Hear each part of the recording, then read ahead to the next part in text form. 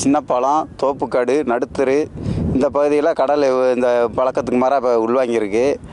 அதனால் இப்போ படகு நினச்சிட்டா தொழிலுக்கு போகிற ஒரு குறிப்பிட்டது ஒரு 150, 200, 500 போட்டுக்கிட்ட கிடக்கு.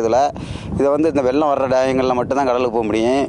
இப்போ இந்த இது எதனால் வருதுன்னு தெரியல. திடீர்னு இப்படி முதல்ல அமாவாசை பௌர்ணமி இந்த நாளங்களில் மட்டும்தான் கடல் உள்வாங்க.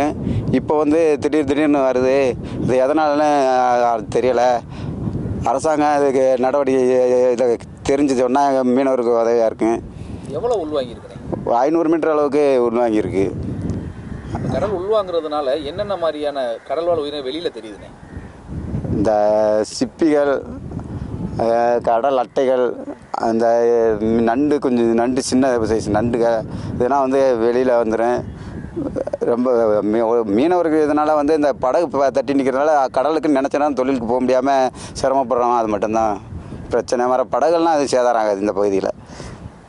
இது எப்பயும் போல இப்படி இருக்குமானே, இல்லை திடீர்னு அமாவாசை பௌர்ணமி இந்த நாள்களில் ஒரு குறிப்பிட்ட ஒரு 4 நாள் முன்னையும் பின்னையுமா நிற்கும். இப்போ திடீர்னு இப்படி ஆகுது. அரசு என்ன செய்யணும்?